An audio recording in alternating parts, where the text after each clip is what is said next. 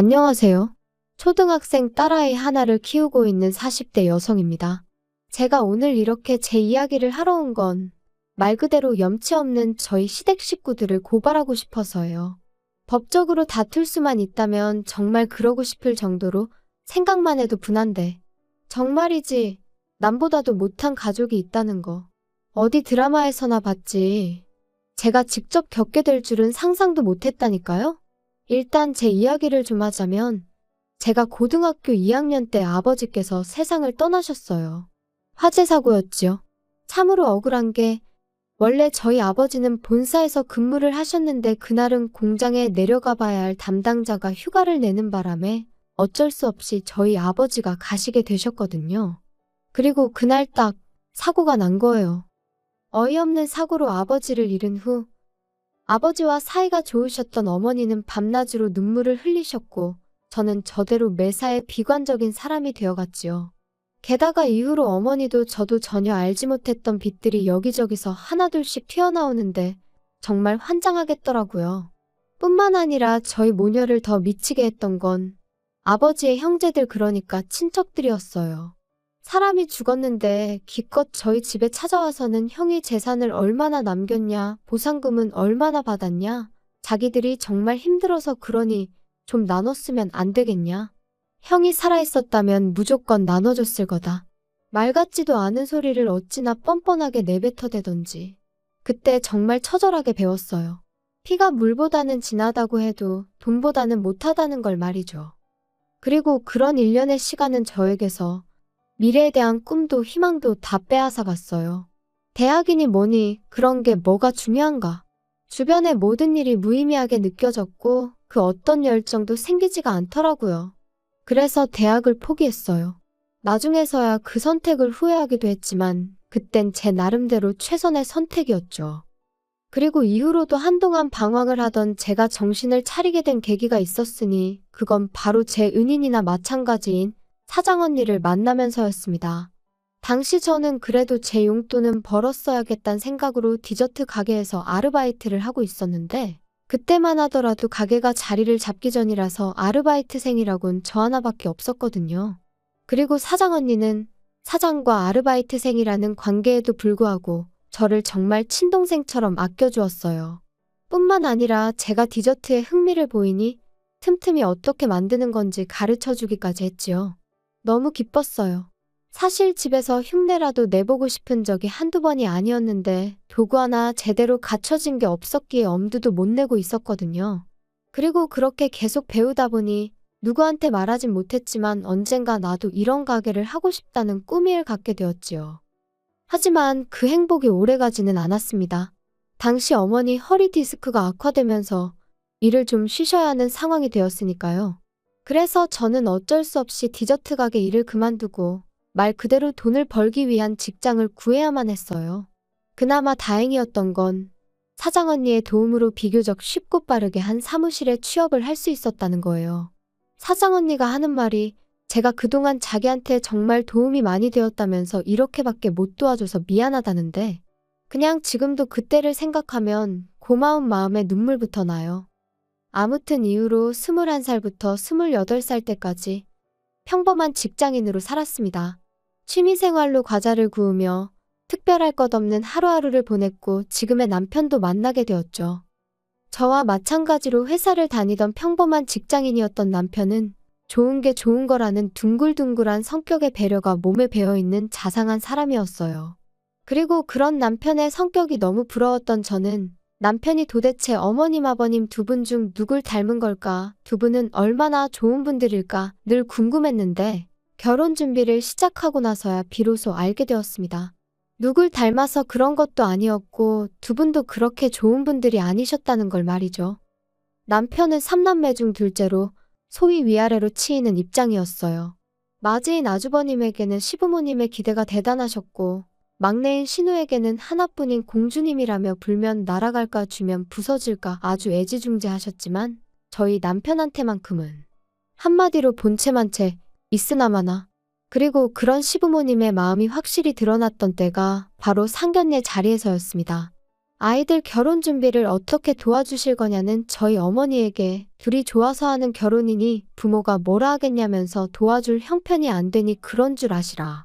그 일로 우리 아들을 사위로 못 받아들이시겠다면 그 또한 뭐 어쩔 수 없다. 한마디로 배째라는 식으로 나오시더라고요. 그리고 정말로 저희 시부모님이 돈이 없으셔서 그러신 거라면 해주지 못하는 부모의 마음은 오죽하겠나 그렇게 생각하면 생각했지 원망은 하지 않았을 겁니다. 하지만 그게 아니었어요. 남편은 제가 속상할까봐 차마 말을 못했었다는데 알고 보니 저희보다 2년 일찍 결혼한 아주버님한테는 시부모님께서 집과 차를 해주셨었다는 거예요. 그것도 대출 하나 없이 말이죠. 그리고선 남편한테 하셨던 말이 원래 장남이 잘 돼야 집안이 잘 되는 거라고. 그러니까 샘내지 말라시더랍니다. 솔직히 그 이야기를 듣곤 기분 안 상할 사람이 몇이나 될까요? 아무리 시부모님 재산이니 저희가 가타부타 말할 게 못 된다지만 그래도 사실을 알고 나니 너무 기분이 나빴죠. 남편은 저에게 자긴 괜찮다며 덤덤하게 말했지만 저는 솔직히 저희를 안 도와주셨다는 사실보다 아주버님과 저희 남편을 대놓고 그렇게 달리 대하셨다는 게 말 그대로 기분이 더러웠어요. 하지만 제가 그런 티를 낸다고 상황이 달라질 것도 아니고 그래서 남편한텐 그랬네요. 뭔가를 받을 땐 그만큼의 책임이 따르는 거 아니겠냐. 나는 상대적으로 그만큼 홀가분해졌다 생각하겠다. 그런데 황당한 상황은 여기서 끝이 아니었습니다. 듣기론 아주버님네는 결혼 직후부터 아이를 갖기 위해 노력을 했다는데 이유는 잘 모르지만 어째서인지 임신이 잘 안 되는 모양이더라고요. 반면에 저희는 솔직히 말하면 집이라도 장만하고 이후에 아이를 가질 생각이었는데 뜻하지 않게 1년 만에 아이가 생겼지요.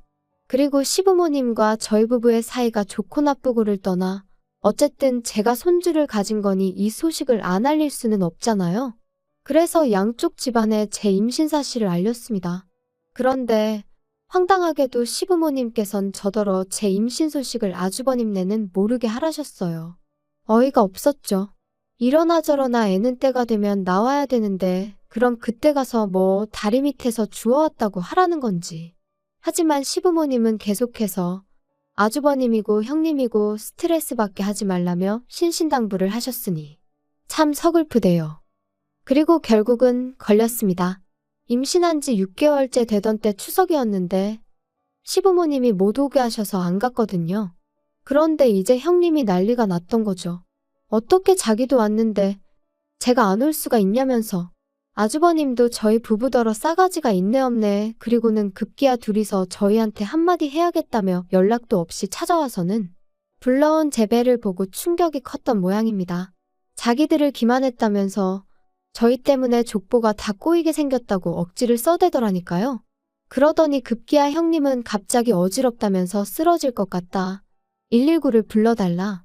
정말이지 생쇼도 그런 생쇼가 따로 없었어요. 그런데 상황은 거기서 끝이 아니었습니다. 황당하게도 그 일이 있고 2주 만에 시부모님이 저희를 부르시더니 당신들이 살고 있는 아파트부터 가지고 있는 땅까지 전부 다 아주버님 명의로 넘기겠다 하셨거든요. 원래도 시부모님 재산에 관심도 없었고 그 재산이 언젠가 저희 몫이 될 거란 기대도 없었지만 그래도 너무 갑작스럽고 당황스러워서 갑자기 그런 결정을 내리신 이유가 뭐냐고 여쭤봤어요. 그랬더니 어머님이 하시는 말씀이 아주버님네서 그렇게 해달라고 했다는 거예요. 평소에도 저희 부부가 싸가지가 없어서 자기들한테 잘하는 게 없었는데 이제 애까지 가졌으니 얼마나 기세등등하겠냐면서 자기들한테도 어떤 식으로든 힘을 실어달라고 했다나요? 듣는 내내 어처구니가 없었습니다. 솔직히 쪽팔려서 어디 가서 말도 못했는데 한번 말해볼까요?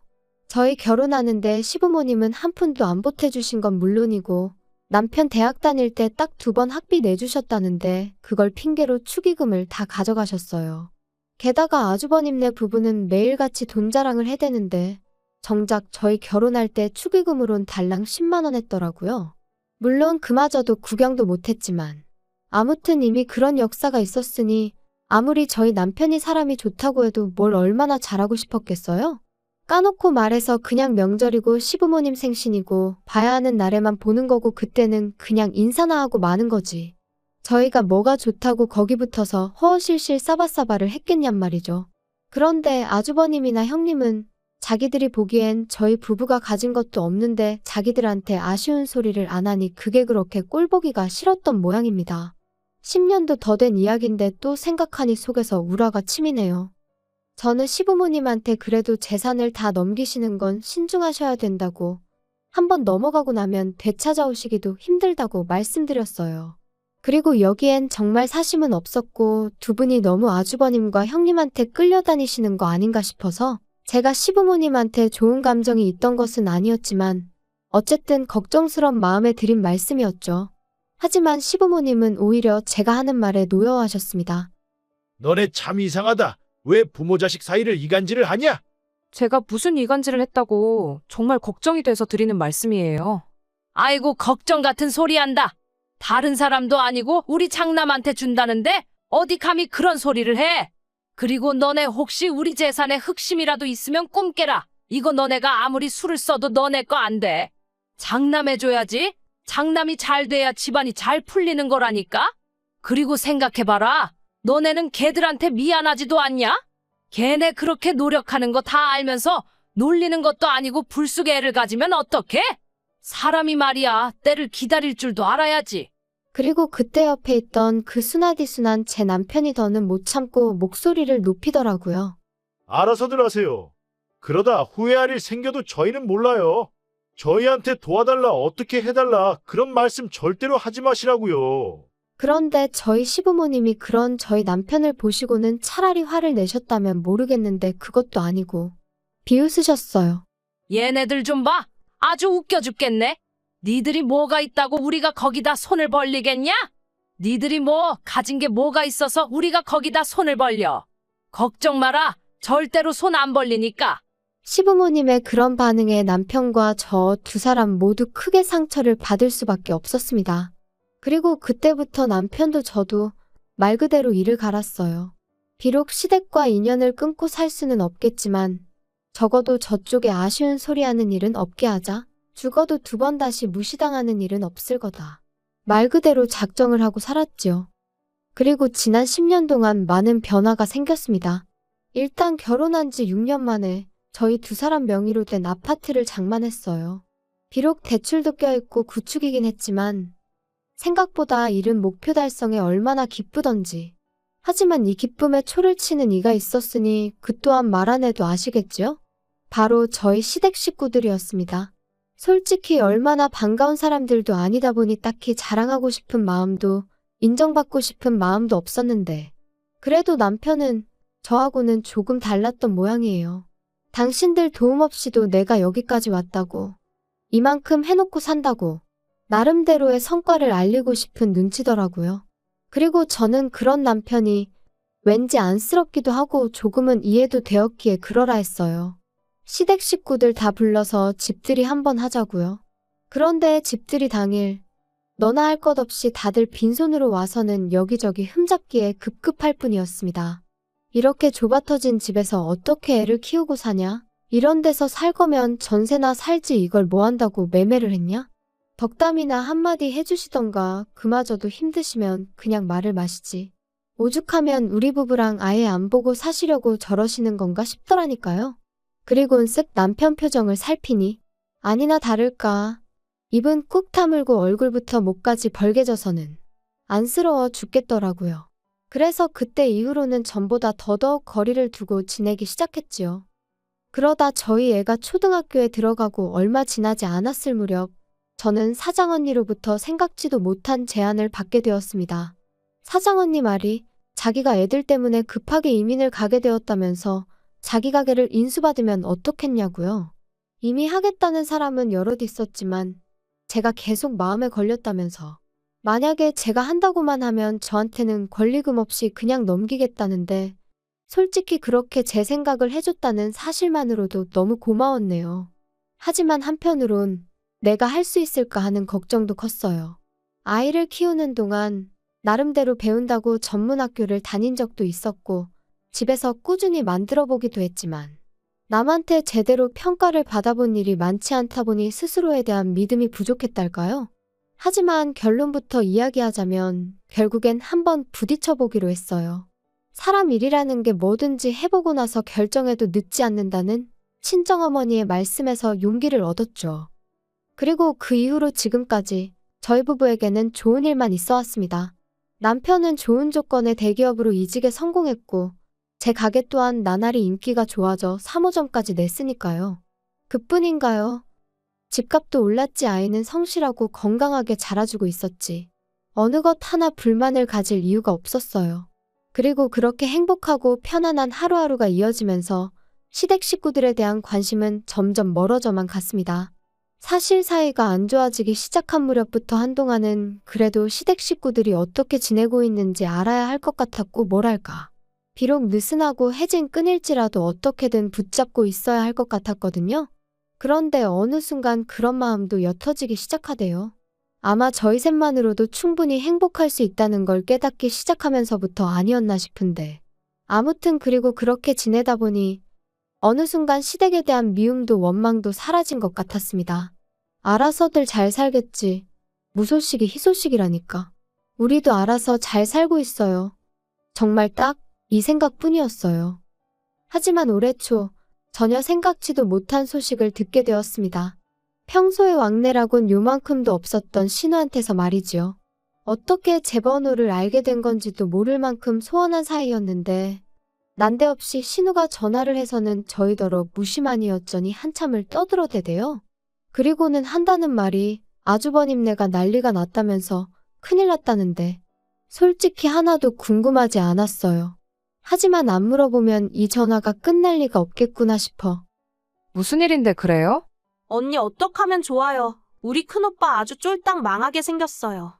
그리고 이때까지만 해도 저는 솔직히 기껏해야 아주버님이나 형님 둘 중 한 분이 바람이라도 났나 싶었는데. 쫄딱 망하다니 그게 다 무슨 소리예요. 알아듣게 얘기를 해봐요.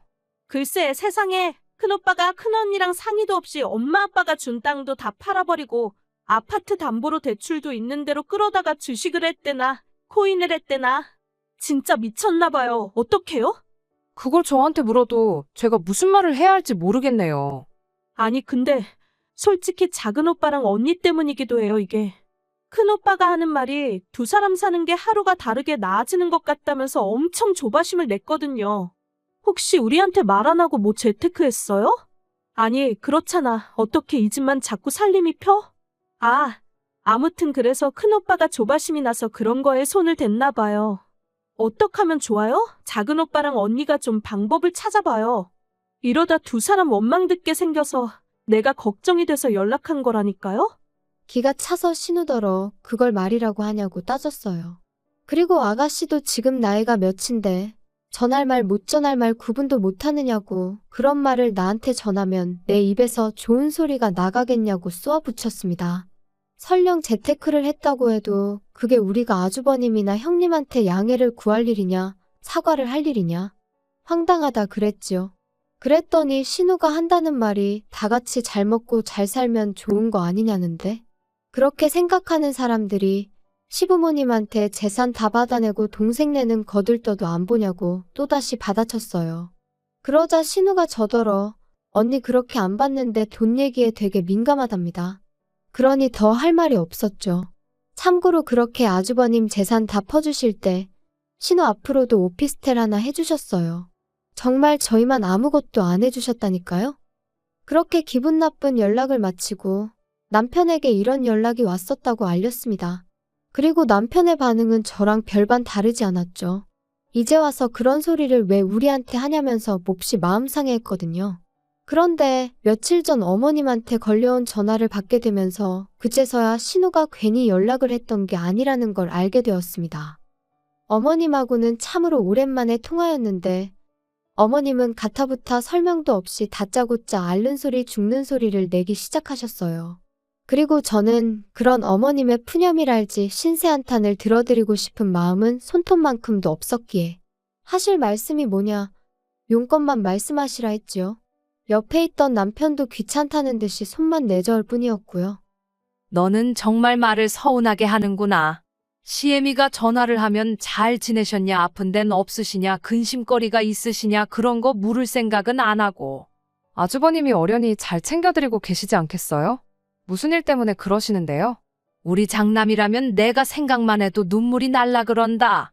걔가 지금 너무너무 힘들어하고 있어. 혜지한테 다 들었지? 아가씨랑 얼마 전에 통화를 하긴 했는데 잘은 몰라요. 그런데 아주버님이 힘드신데 왜 저한테 연락을 하셨어요? 제가 딱히 해드릴 게 없는 것 같은데. 왜 해줄 게 없어? 있으니까 내가 연락을 했지. 아무래도 나랑 네 시아버지랑 당분간 너희 집에 가 있어야 될 것 같다. 갑자기 그게 무슨 말씀이세요? 저희 집에 오신다니 도대체 왜요? 아니 부모가 자식 집에 간다는데 무슨 왜요야 왜요는. 큰애가 지금 사는 집을 비워줘야 되는데 뭐 돈이 좀 그래서 당분간 우리 집에 와 있어야 된다잖니. 그런데 너도 우리 집 알잖니. 거기서 어떻게 다 같이 살아? 게다가 이 집도 명의가 큰애 앞으로 되어 있어서. 아무튼 우리가 그래서 일단은 큰애한테 집을 비워주고 우리는 너희 집에 가 있으려고 그런다. 그러니 그런 줄 알고 방 하나 만들어놔. 알겠지? 아주버님네랑은 못 사시는데 저희랑 어떻게 살아요? 그리고 내드릴 방 없어요. 걔네가 우리가 있으면 애를 어떻게 만들어? 넌 왜 이렇게 생각이 없냐? 어머님, 결혼하고 이제껏 안 생기면 둘 중 누구한테 문제가 있어도 있는 거 아니겠어요? 아무튼 그거야 아주버님네 사정이고 저는 어머님 아버님이랑 같이 못 살아요. 여기로 오지 마세요. 그리고 그때 남편이 저한테서 핸드폰을 뺏어가더니 스피커폰으로 돌리고는 화를 내기 시작했습니다. 우리한테 부탁하는 일 없을 거라 하시지 않으셨어요?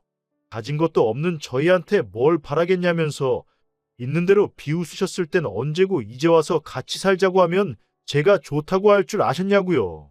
죽이 되든 밥이 되든 형님하고 사세요. 아니면 어떻게든 지금 두 분이서 사시는 집은 지키시던가요. 아무튼 저희는 요만큼도 얽히고 싶지 않으니까 이런 연락이라면 하지 마세요. 남편은 자기 할 말을 마치기가 무섭게 전화를 끊었고 이후로 한동안 복잡한 표정을 하고 있었습니다. 그리고 저는 무슨 말이라도 해야 하나 싶었지만 그냥 기다렸어요. 남편이 먼저 무슨 말이라도 해주기를 말이죠.